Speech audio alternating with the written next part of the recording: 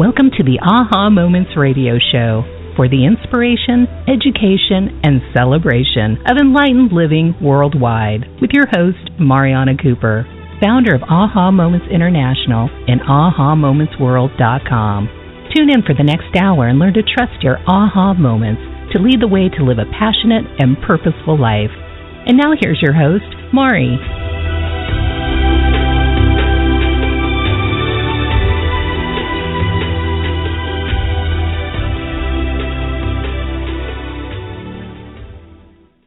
Hello, everyone, and welcome to the Aha Moments radio show for the inspiration, education, and celebration of enlightened living worldwide. I'm Mari, and happy Tuesday. I can't believe we are already going deeply into the holiday season, and I'm excited about that, actually. I hope you guys in the U.S. had a great Thanksgiving. I know we have people who listen to this show from around the world, so many of you do not celebrate Thanksgiving, but for those of you who did, I hope that you had a good time and that you had a nice, blessed, and happy holiday. We took some time off. Sam was in Europe. I saw his pictures yesterday and very jealous. I think you went to like every country in Europe in like 2 weeks, Sam. It was ridiculous how many places you went. And so I have to do that. I have to get myself over there. I haven't been in a long time. So I'm glad Sam is back and we're back on the air, and we have a lot going on. So today we are going to be talking about prayer. And the word prayer is an interesting word because people usually associate it with some sort of religious practice, and that makes sense. But you know, we're kind of praying all day. Prayer is really another word for intention, right? Setting intention and basically asking for something from some place beyond what we normally can, sort of work out in our own mental mind, our own conscious waking state.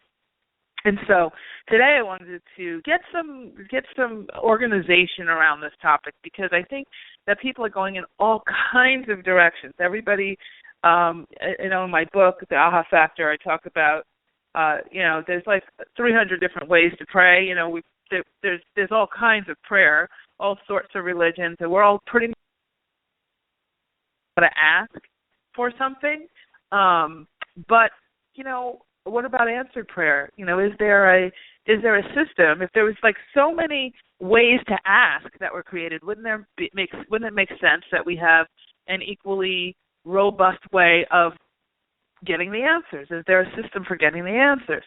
And so today is going to be our first show sort of gearing up towards that stuff, the Aha Factor content. But today I wanted to really just focus on the actual process of prayer because there are four actually different types of prayer, four categories, and then there's a fifth category that people don't know so much about, and what they do know, they get confused. So we're going to sort of decide, we're going to demystify that and get you organized so that you, when you are praying or asking, in whatever way you're doing it, you can find which of these styles you are actually practicing and then add in the fifth style.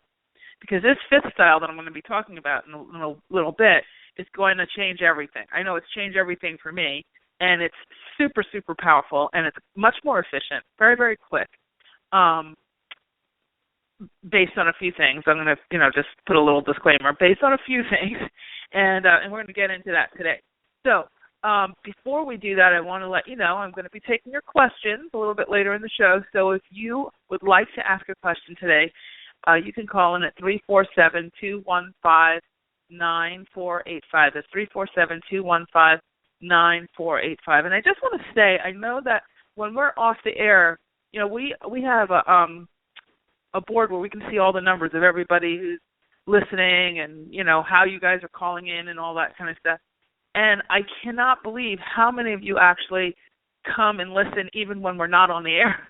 Like if we're off for a couple of weeks. I just want to say thank you and how grateful I am for that. That is just, it really warms my heart that the show has gone, we've been on the air for about 4 years.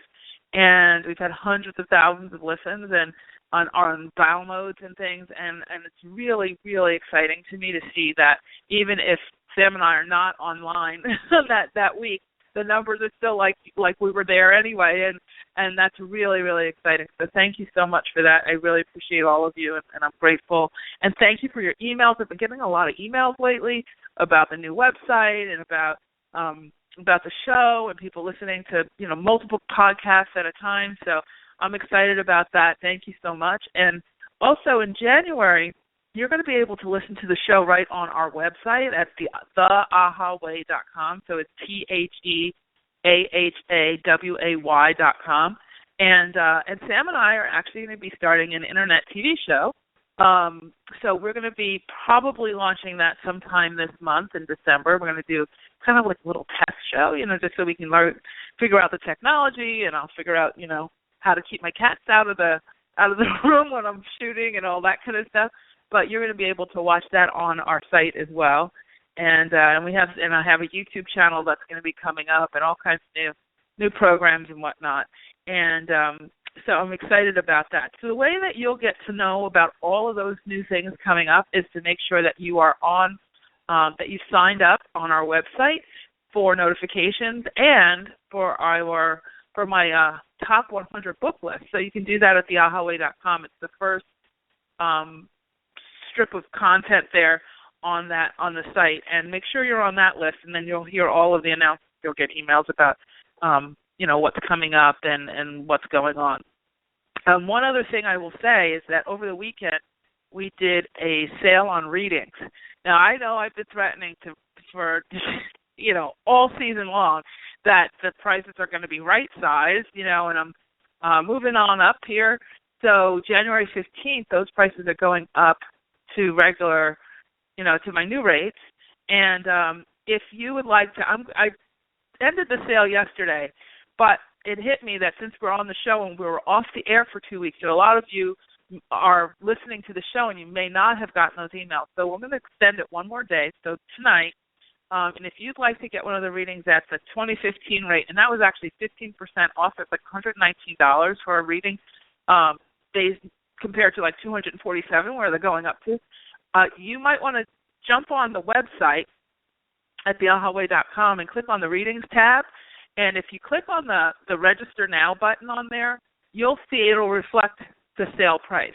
Okay, so you'll see the regular price listed there, but it'll reflect the sale price. And we have a few spots left for, I think, December, and I put some spots in for January. We're already booking into January just for that sale. And then as of tomorrow, I'm going to just, end it altogether. But it just hit me this morning. I was like, I should probably just let it go until we do the show tonight so people who hadn't heard about it can grab an appointment. And those are going to be 2016 Outlook readings for both angels readings and Akashic record readings. So if you can let me know which one you want to do.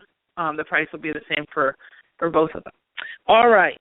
So I think that's it for now as far as our announcements. And let's talk about prayer, because I love this topic, actually. I think it's just so powerful. And if you can get your handle around this, your arms around this, you're really going to go far.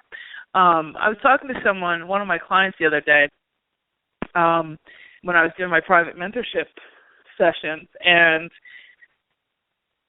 she was very focused on the physical world, just physical, like getting things done, as we all do. I mean, it's busy. We're busy, right? There's so many tasks and so many tactics and so many relationships we're dealing with and all that kind of stuff. And I said, if you don't incorporate some sort of systematic type of energy work, prayer work, intention work, manifesting work, you are making a choice to live your life the slowest possible way.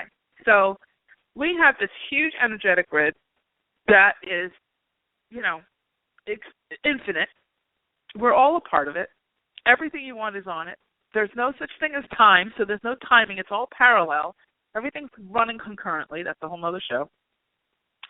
And, that grid has been upgraded and upgraded and upgraded and upgraded and upgraded. And our bodies have been upgraded along with it. Our DNA structures have shifted, all kinds of things that are, and again, that's fodder for another show. But, excuse me, when you have all that going on, you have the opportunity to live what I call much more energetically efficient. Okay? So if you don't raise your skill level and your focus, you operate in the old way on the new grid. You get kind of, for lack of a better phrase, run over by everything that's going on.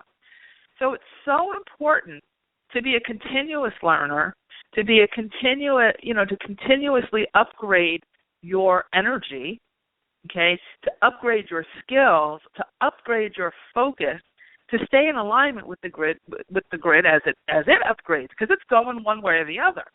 And either you're going to be tumbling like a tumbleweed through it because you're not paying attention and trying to live your old way in this new energy, or you're going to get like on the superhighway and you're going to be flying along with the current, right?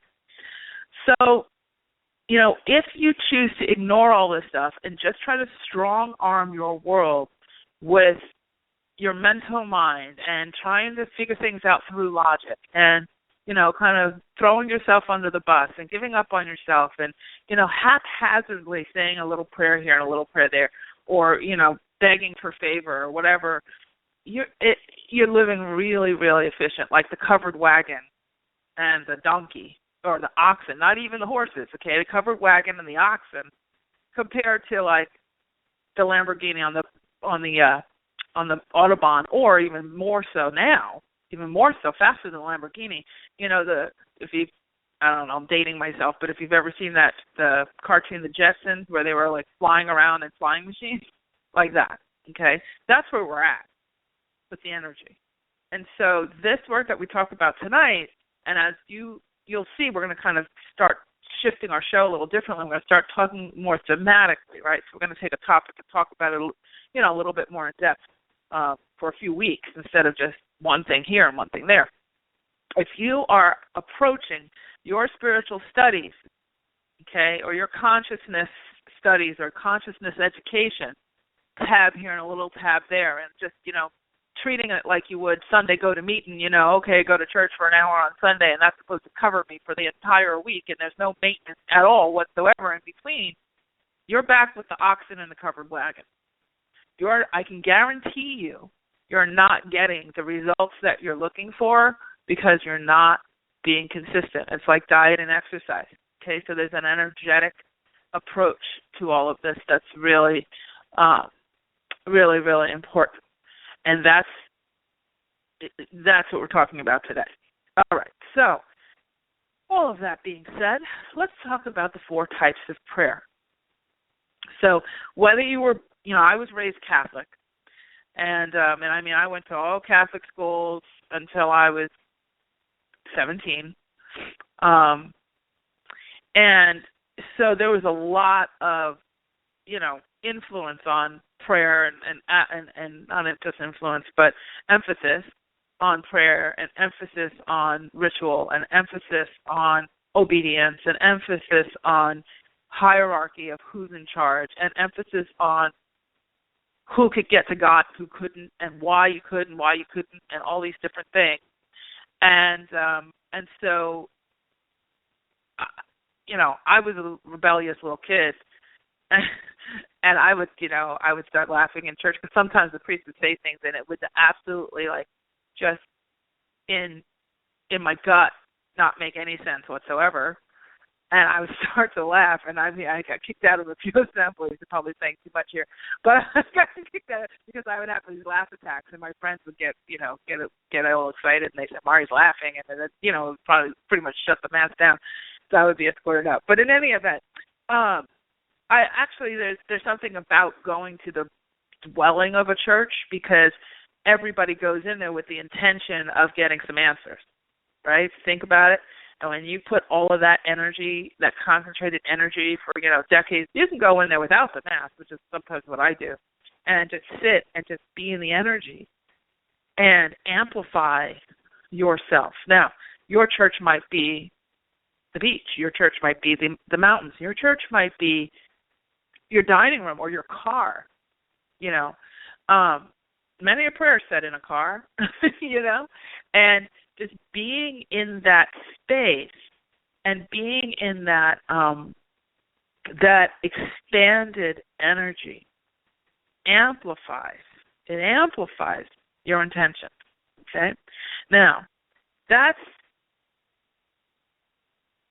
kind of where I was raised. But other people have been raised with mosques and temples and, or in the Christian church or the Protestant church, the Mormon churches, the Lutheran churches, there's the Hindus, and everybody has, and there's lots of indigenous, their own, religious practices, but everybody seems to, most people, I know there's the atheists out there as well, but most people have had some semblance of exposure to how to ask. So here's the four categories of prayer, and I want you to see where you fit in. So the first layer is casual prayer, where you are like, oh God, please let me get a parking space. I'm late, and I don't want to miss the train. Dear God, I got this bill to pay. They're about to cut something off, and I really need you to, work with me here, casual prayer. All right? Most of us do that. And there's no, it's kind of like there's no intention underneath it. It's kind of like this haphazard kind of in the moment, get something done in a physical way, get a parking space, get off the checkout line. Oh God, let this stupid person in front of me who's holding up the entire grocery line, and I have to go pick up my kids from daycare, let them move forward and let them just find their money or get the price and let's get out of here, that kind of thing. So that's casual prayer. The second type of prayer is ritualistic. Okay, so ritualistic is the Catholic Church or your organized religions. Joel Osteen, this is my Bible, I am what it says I am, I have what it says I have, I can do what it says I can do. That type of thing. Our Father who art in heaven, Hail Mary, full of grace. That's your ritualistic prayer. There's, the genuflecting, there's the kneeling and the standing and the bowing and all those types of things. That's ritualistic prayer. And many, many times, nothing all the time, but what I've heard in modern times, because of course those all are steeped in history, right? They've been developed over thousands of years. And you have a certain translation factor that's impacted all of them, so that as those religions are passed down, across down the line, things have shifted, things have changed, points of power have shifted, interpretations have shifted, right? You might have one pastor or one rabbi interpreting the Torah or interpreting the Bible one way, and then you have another pastor or rabbi interpreting, or minister or whatever, interpreting that some other way. And that congregation, because they've assigned authority to that particular religious figure, religious leader, kind of rolls with that point of view, right? So that ritualistic prayer is steeped in obedience and, in many cases, perfectionism.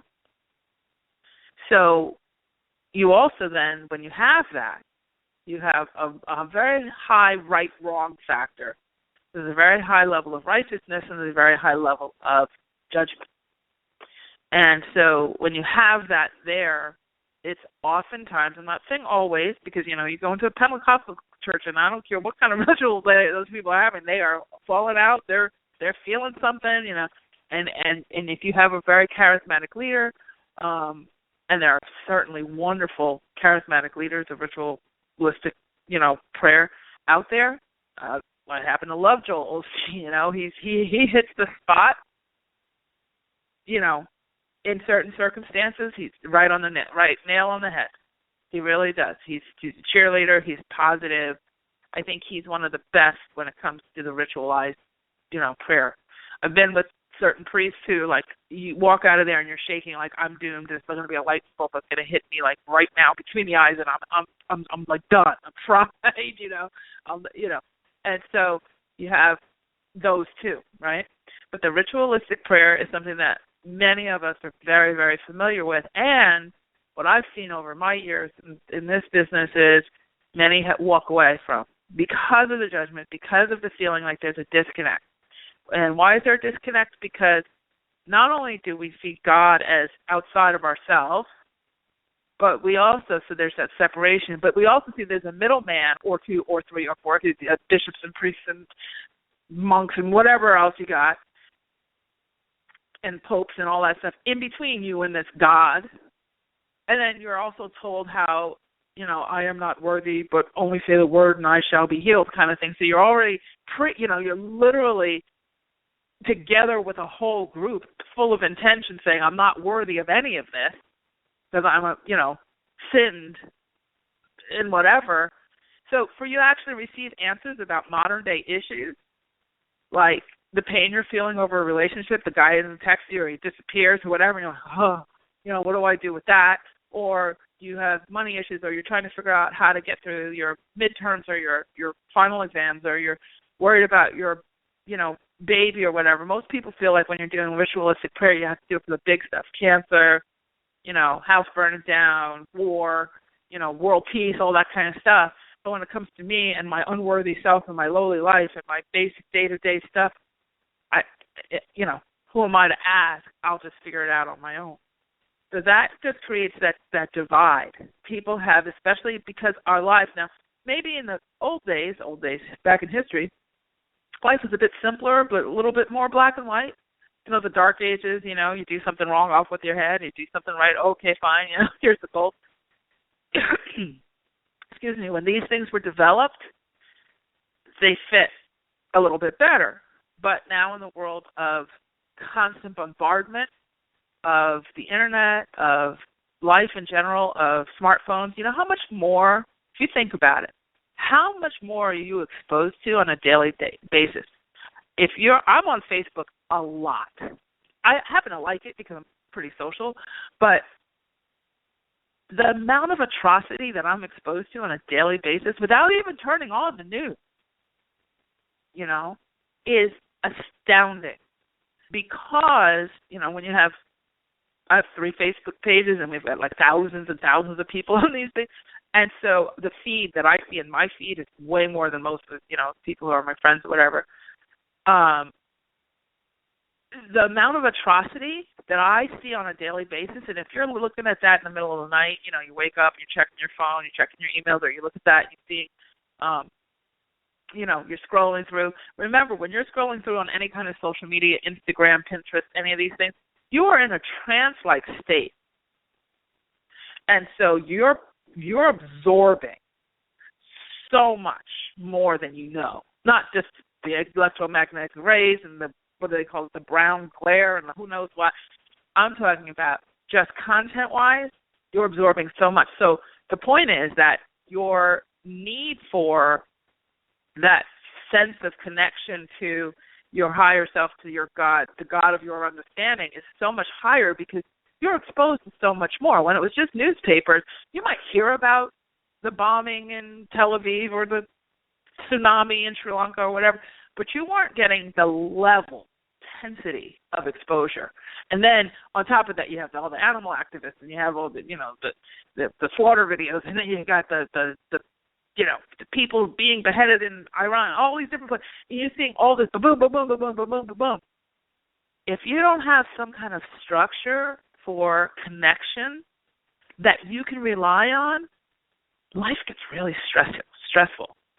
So even if you're pretty well versed in finding some, relief with ritualistic prayer, some of these other types of prayer will help you in modern day life to metabolize all that and filter and connect, stay connected, and to feel safe. It's very easy to feel unsafe when you're getting that level of exposure. Okay, so that was ritualistic prayer. So we've talked about casual prayer. We've talked about ritualistic prayer.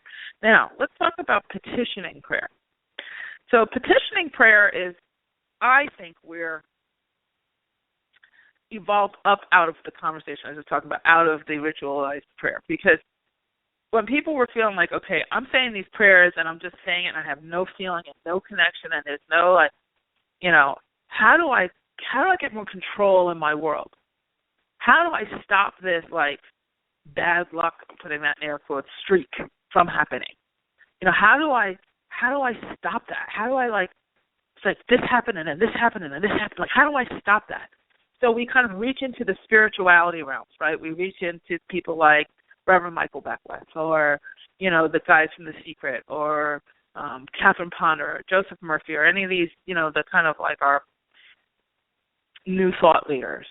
And what you'll hear from them is more of a petitioning type of prayer, where you say, I will not allow, I like the no prayer, like nothing will come between me and my desires. I declare and I claim that, I am at peace, that I am prosperous, that I am abundant, that I am, all these things. That's a petitioning prayer. You say needs affirmations. You're saying, you're petitioning the energy. You're conjuring even the Wiccan religions, like the earth-based religions, where you're saying some sort of incantation or, sort of ritual, but, a spell, recipe, that kind of thing. It's a petitioning prayer. You're conjuring, you're petitioning the powers and the energies to work with you in a certain way, to provide you with a certain thing, to heal you, and you can have yes prayers and no prayers. I allow this in, I banish this, this will not come before me, and this type of thing, okay? That's petitioning prayer. And when you step from the more organized religions into the spirituality realm, people get very excited. When I see clients coming in there in their awakening phase, there's three things they're usually walking away from. They're usually walking away from corporate life, like 9-to-5 jobs, okay? They're also walking away from ritualized religion, like, organized religion in some way, shape, or form. And then they're often walking away from something in their life that no longer serves them, like, getting a relationship, maybe they're going through some sort of, issue or whatever, but they're in some sort of releasing of, an old way of being, so poor health or, this kind of relationship. But that walking away from a 9-to-5 job type of situation, or walking away from, more ritualized version of prayer, is usually where people are at when they start to seek the spiritual stuff. And they go to someone like Doreen Virtue, who's the perfect bridge for going from ritualized prayer to spirituality, because she's very Christian, so she kind of melds the two together so people don't feel like traumatized by the idea of leaving what they've been taught was, that they should never leave. And Doreen is a great, springboard, when the gymnasts do the vault and they punch off that board and hit the vault. That's what Doreen, she's awesome with that. Awesome. And if you're in that space, that's who you need to study with. It's awesome. And then you get through that and you say, okay, I think I need more. Because what happens when you get into that whole awakening phase is not only do you start to get some beginner's luck, you're finding the parking spaces and, you're talking to the angels and all that, you start to say, I want more. I want a better job. I want tons of money. I want to feel like I have control in my life. I want to lose weight. I want to, have the husband or the wife of my dreams. I just want to be in the perfect relationship. And you start to ask for more.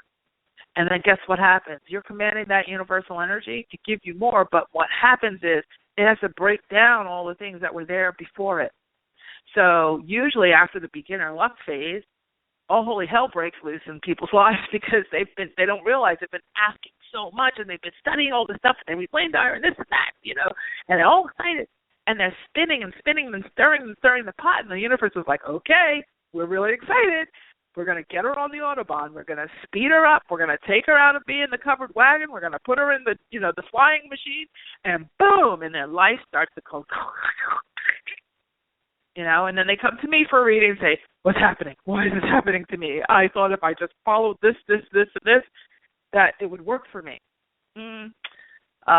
Welcome to the world of spiritual awareness. Welcome to the world of energetic evolution, So, and that doesn't necessarily stop. You go through spirals and cycles to get more advanced, and then the lessons get more refined and advanced as well. But so we talked about casual, we've talked about ritualistic, and we talked about petitioning prayer. This is meditation. So Now that we've asked for all of this stuff, and we've petitioned, and we're going to be abundant, and we're going to get the millions, and the husband, and we've, and every so often for good measure, we go and say the Our Father and sit in the church and light a candle, and then, and we're still saying, oh, God, please get me the parking space. Oh, God, get me through today. Why is this, God, why is this happening to me? We get all that going on in that chaos. Guess what we start to turn to? Then we start to seek the meditation, the meditative prayer. Okay, so meditative prayer is we just want silence.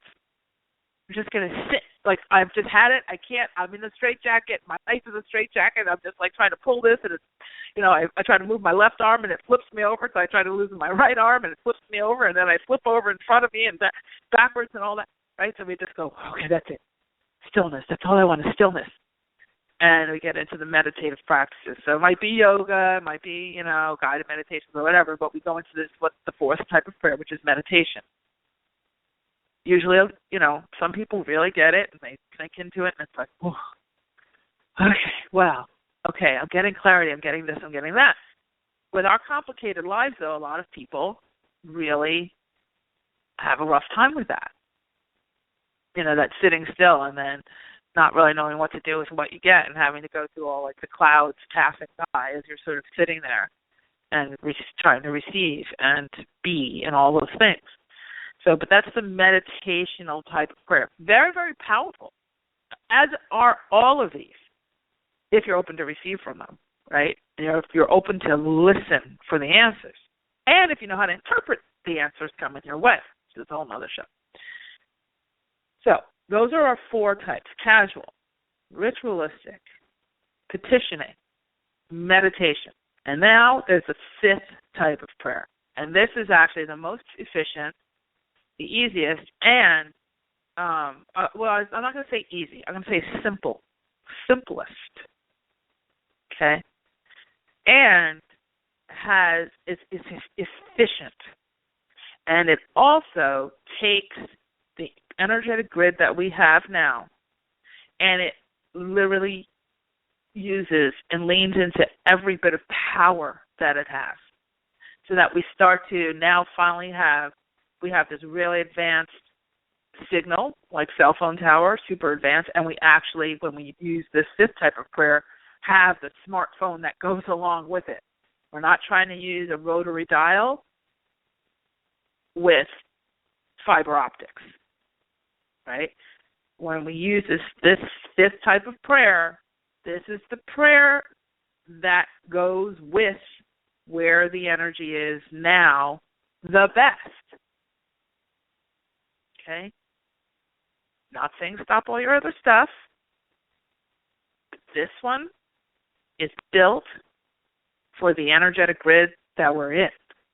And this fifth type of prayer has also been around for eons, but was less of a focus because the grid wasn't up to speed yet to really maximize it for the masses. So there's plenty of elders and things that have been doing this forever, the Native Americans and whatnot. But for the masses, which is now, this is really being introduced, and I'm seeing the velocity of it. I'm seeing it, I'm hearing about it from many, many different sources, and I employed it myself, and boy, this just knocks it out of the park. So this type of prayer is called feeling-based prayer. Okay, it has all kinds of, pet names, but the core of it is feeling-based prayer. And the way that you do this is, the backbone to this is you eliminate the middleman. Okay, so now we take out the priests, the rabbis, the ministers, and all those beings, those humans that we, in our other forms of prayer, thought we might have to go through, our gurus and all that. And we now recognize the God within us. We now recognize our own divinity that's built into us. And then we not only recognize that, but we employ it. We co-create with it. I'm sure you've heard the word co-create, okay, because that's been thrown around for quite some time. But a lot of times we think we're co-creating with the outer this and that. it's co-creating with the internal God within you. That's where people get confused, even with this type of prayer. Okay? And so, feeling-based prayer, when you assume that you are already where it is you want to be, and this is not acting as if, okay? This is recognizing three things, okay? The first thing you're recognizing with feeling-based prayer is, one, God is within you, so you are communing with that aspect of yourself. You have, two, eliminated the middleman, so you're not trying to, get a blessing from a priest kind of thing, okay? 3, you are recognizing that there is no time and that you're choosing to be in a state, in a parallel square, you are already you've already received what you're asking for. So you're not pretending, you're not affirming, you're not asking for something, you are taking on the energy of being it already. So I saw one of the best stories I've heard that illustrates this is I was listening to Greg Braden, and he's phenomenal with this.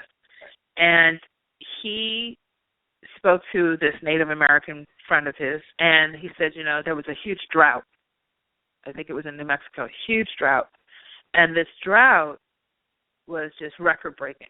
And the Native American said to Greg, do you want to go walk with me so I can call in the rain? So he, pray for rain. And so they walked miles and miles and miles and got to this kind of medicine wheel, which was like this stone circle of stones that had been there like forever. And the Native American, he said, so Greg was all set, ready to learn this prayer that was going to get the rain to come, and he's like waiting for the ritual, the petition, that meditative thing, he's waiting for one of those 4 types of prayer. And the guy stood in the circle. He acknowledged the 4 directions, north, south, east, west, and he acknowledged the ancestors. And then he was there for about 30 seconds, and then he was like, okay, let's go get something to eat. And Greg's like, whoa, wait. I got my notebook, I'm ready. It's like, where's the thing? Like, what? Thought we're going to do like this prayer for the rain, he was expecting like dance, sing, whatever. He's like, I already did it. He's like, what do you mean? He says, well, you're not praying for something, because when you pray for something, you're commanding the universe that it's not already there. He says, what I did was I just became the energy and the feeling of me experiencing rain. He literally could smell what it smells like when it rains. He took on the sense of, feeling the wetness on his skin and just being in the rain. And then Greg said, so Greg was like, that makes sense, okay. And so they went off to get something to eat, and like within the next day or two, there was like record-breaking rain. And so that was like kind of Greg's beginning of feeling-based prayer, seeing that. And I've actually done that here in California last summer. I did something like that, and it rained the next day, and my friends were like, whoa, what did you do? And it wasn't that I was praying for rain or anything. I literally did that. I just felt the rain. And I just perceived what it would smell like with, the rain hitting all the flowers and the trees, and, and just the humidity rising, because here in San Diego there's not a lot of humidity. And the next day we had like seriously, like somebody got killed with lightning in the ocean because they were trying to surf in it, because, of course, if there's anything going on major, then all the surfers like to go out and get in the water with it. And there was like mudslides and stuff. But the point was that,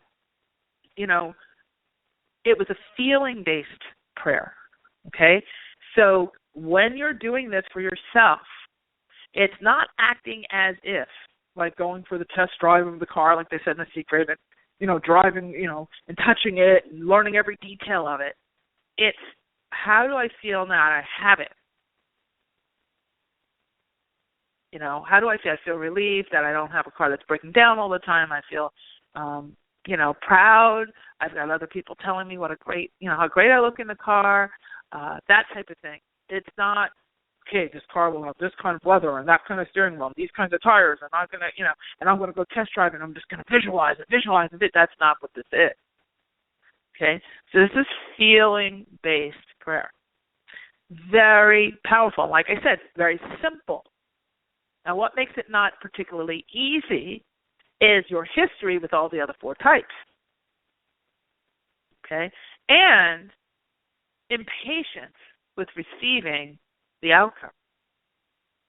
Because a lot of times what we'll do is we'll try this, and I've seen this, and then we start to keep score. Like, oh, wait, I did that feeling-based thing. Okay, 20 minutes later, is it here yet? Oh, is it here yet? Oh, did I get a sign? Is it? And that's not how you do this. What you do is you go into that space where you're just feeling it, and then you pretend like it didn't happen. You just let it go. And what you're doing is, when you do that, you are literally making an imprint. Like if you took, if you have kids, you know how kids have plaster of Paris, and they put their hand in the plaster of Paris, and there's that imprint of the hand or their foot? That's literally what you're doing to the energetic grid. You are, when you do this type of prayer, you literally do a plaster of Paris mold onto the grid, and it then reflects back to you as the same thing that you have impressed upon it. Now, this works if you impress upon it worry, anxiety. You're doing this type of prayer all day long already. All day long. But what you don't realize is that when you're in that state of worry, anxiety, spin out, blah, blah, blah, blah, blah, blah, you're leaving that plaster of Paris of chaos, right? But because you have so much feeling attached to it, it amplifies it, and it brings it up faster. So when things feel like they're spinning out like a domino effect, like boom, boom, boom, boom, boom, it's because it's amplifying it. Your feeling and your expectation of disaster and all of that, a better plan for the worst and hope for the best kind of thing, just don't do that with this grid, okay? Stop it. Stop it right away if you want your life to go better, okay? So that's feeling-based prayer. Now, as far as getting the answers to feeling-based prayer, most of the time it's going to show up. It's going to be right there. But a lot of times, if it's that takes a longer time. Let's say you're making $40,000 a year, and now you want to make $200,000 a year. There might be a process to get you to that point. The intuitive work, understanding and trusting and learning how to recognize and becoming fluent in your intuition, is the language that helps you to know what to do next. Should I go this way or this way? And your intuition lets you know that way. So when you do the feeling-based prayer, what goes hand in hand, its companion, is intuitive fluency. The two go together, okay? Like salt and pepper or whatever you want to call it, whatever your little partnery thing is, partnery analogy, they go together, okay? Super important. If you flip back and forth from mental control freaky, okay, this is that feeling-based prayer, okay, now what do I have to do to make it happen? You will kill it. Because what you do when you do that, when you go into control freak mode after you do these types of prayer, this is for any of these 5, okay? But in particular, it's really the feeling-based prayer. If you go back into control freak, okay, what do I do to make it happen? What do I do to make it happen? You're literally now in the plaster of Paris of the energetic grid. You're saying, it's not here. I just did a thing saying I'm experiencing it.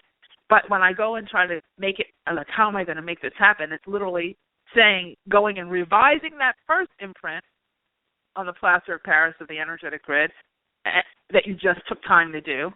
And it's saying, but it's not here. So now with a lot of emotion and control freakiness, you're literally now commanding the grid that it's not here. So what does that do? It delays it. And then what happens? You come on my show and you call me and say, it's not working. You call me on, you get a sign up for a reading. It's none of it's working for me. I'm tired. I can't. You know how much I hear that? And it's because you're revving the engines and then slamming the thing back into reverse, and then you're slamming on the gas and you're punching on the brake and you're reversing. Okay? And that's what many of us are doing on the grid. And now, you might be really good at this in some categories of your life where you don't feel particularly vulnerable. And then in other categories of your life, you can't because you just feel so, strung out. What I suggest is that you take one of the categories where you're not so strung out and you employ this to give yourself confidence. And I would say start small so that you can see it work for you. Because this works really fast. If you get in there, and I'm not saying you have to do this for minutes and minutes and minutes. This is not one of those sit for an hour type of thing. And you can do this 2-3 minutes and then move on. It's not about the time. It's about the genuine feeling. When you start to get into the real feeling of it, you might be in there for 20 minutes only because it feels so good. Okay? And when you come out of it, you don't want to, try to come back, ground yourself. I hear this from a lot of people. Oh, I've got to ground myself. This big meditation. I got to ground. Well, you know what? What you're doing is you're slowing your frequency down.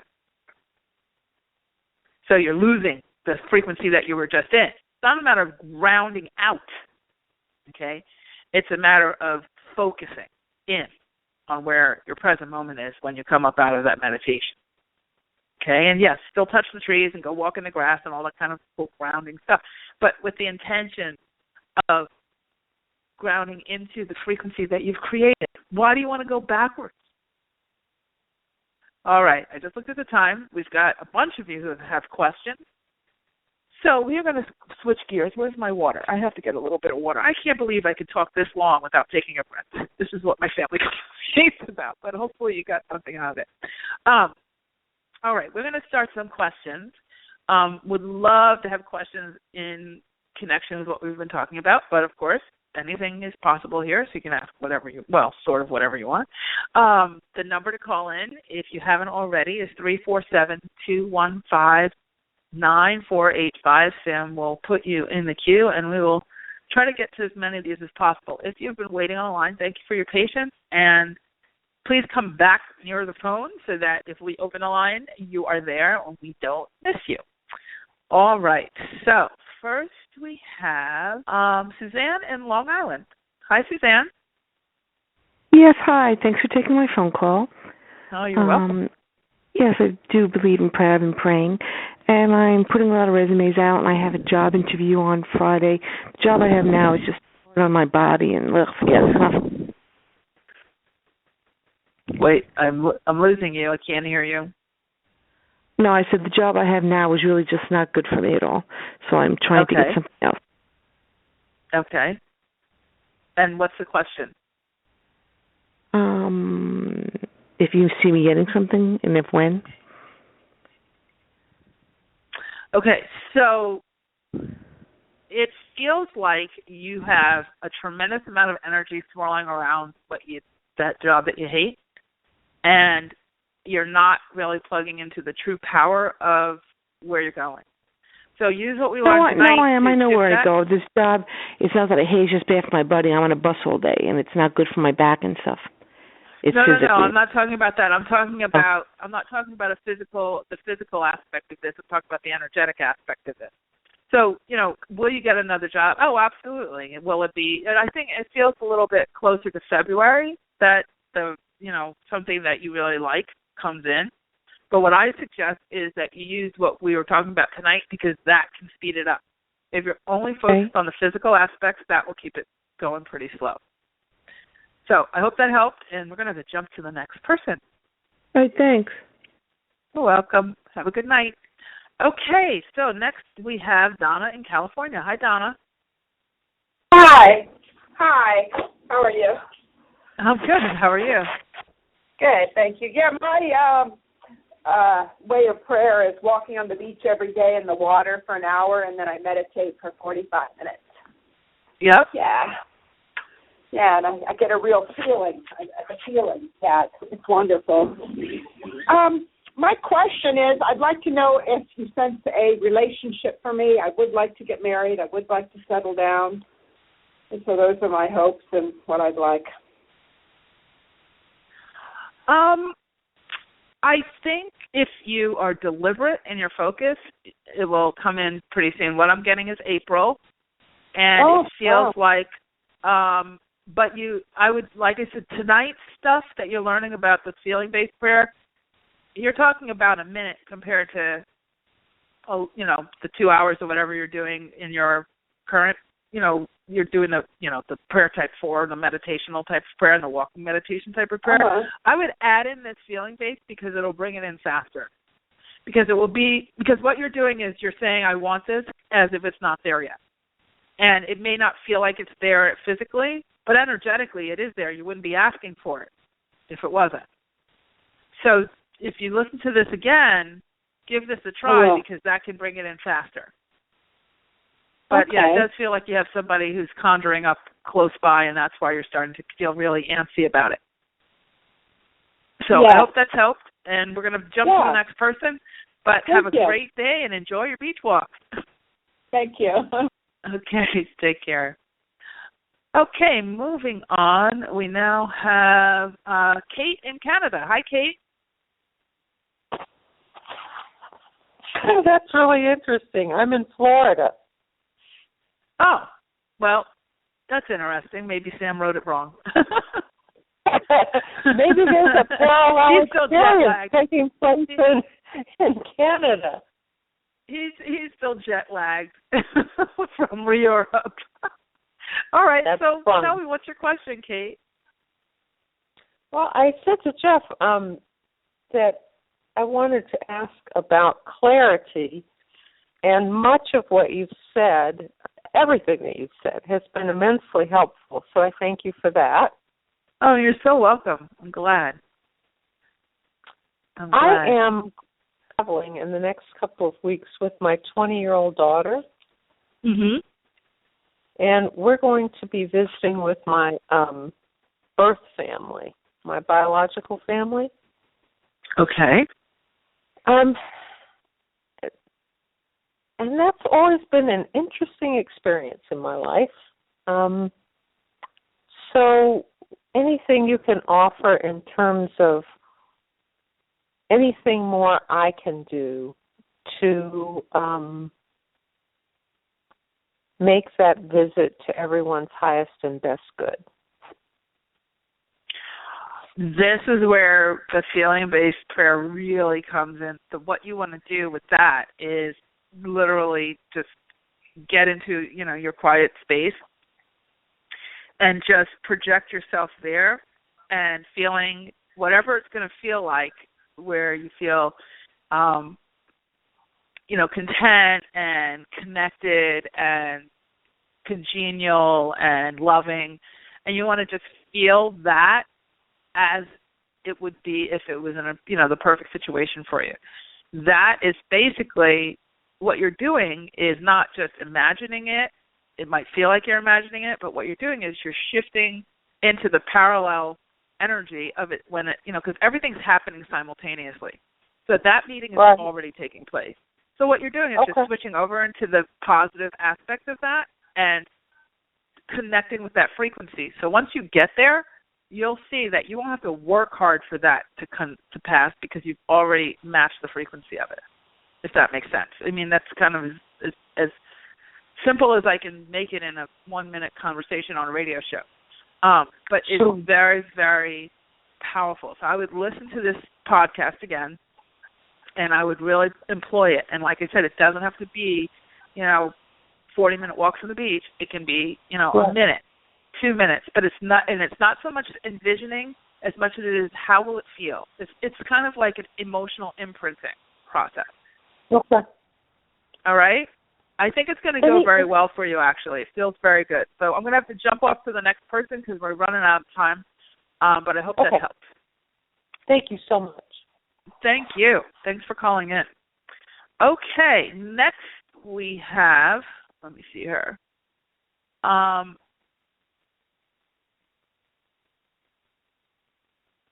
Annette in Los Angeles. Hi, Annette. Hi, how are you? Good. How are you?